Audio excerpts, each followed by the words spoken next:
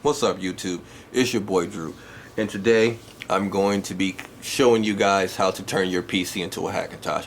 But for this particular guide, we're going to be focusing on a particular motherboard. The motherboard in question is the Asrock Z77 Extreme for Ivy Bridge processors. And during this guide, what I'm going to do is show you guys how to go from Snow Leopard to Lion, with our final destination being Mountain Lion. But before we begin, I want to give a big shout out and a thank you to all the guys over at the Tony Mac X86 community.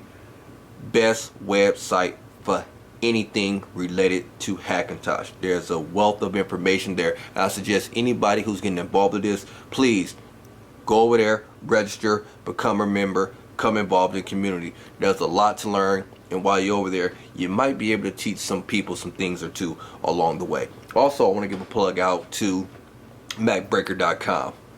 Very good website in regards to Hackintosh. Got some really good guides on there that helped me along the way. And last but not least, I want to give a plug out to everybody over at the OSX86.net. I was able to find some of the Kexts / drivers which enable me to get my system up and running. So without further ado, let's begin. As you guys can already tell, my system is currently up and fully functional. I got the display. I don't know what the resolution is because it's hooked up to my 30-inch TV, but we're not going to even worry about that. You can see sound is working as it should, and also just to show you, we have internet. I don't use Safari too much, but just for purpose, just to show you guys the internet is working. If we click on about this Mac, you guys can see that currently right now I'm running 10.8.2, which is the latest version of Mountain Lion. Just wanted to show you guys that here so y'all didn't think I was bullshitting or something like that. So what we're gonna do at this time is we're gonna say buy the Vita, and we're gonna go ahead and get this guy started. Alright, YouTube, before we begin the install, I want to go over the BIOS settings. These are going to be very important during the install, so I want you guys to pay attention. As you can see, my current BIOS version is 2.20.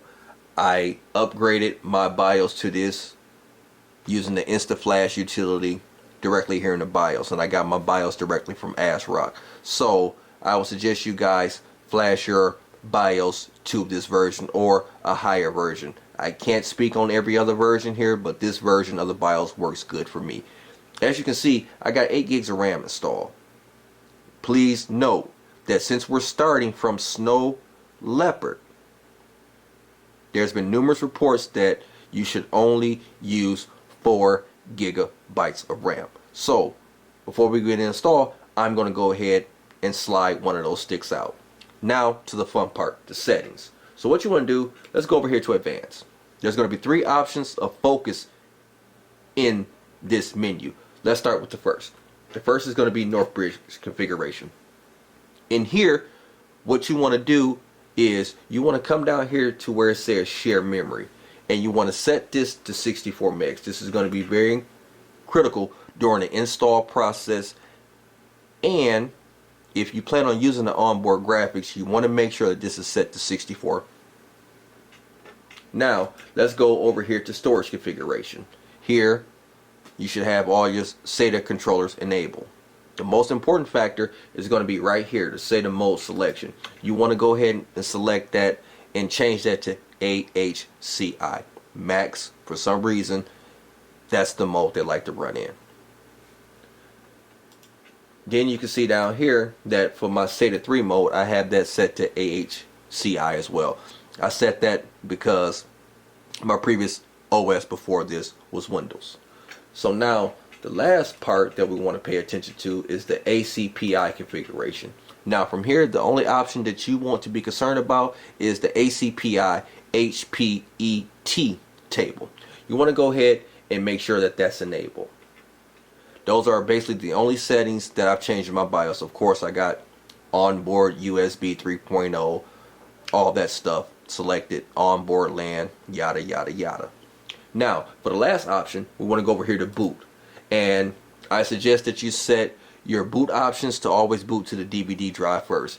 Me, in my experience, is better for troubleshooting with your boot disk and everything else. So what we want to do, we just want to make sure that our first boot device is always going to be our DVD drive.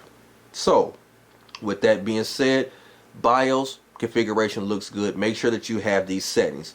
Also, before we begin, you guys know our motherboards and the SATA controllers. We have the black ports, which is the SATA 2 ports. Then we have the gray ports, which is the SATA 3 ports. It is recommended that when we're doing our installs and everything else, that we plug our devices into the SATA 2 ports. On this board in particular, those ports are the black ones. The gray one is the SATA 3. Please note, that's what you must do. Have your hard drive, your DVD drive in those 2 ports. Alright, so now let's go ahead and begin the install.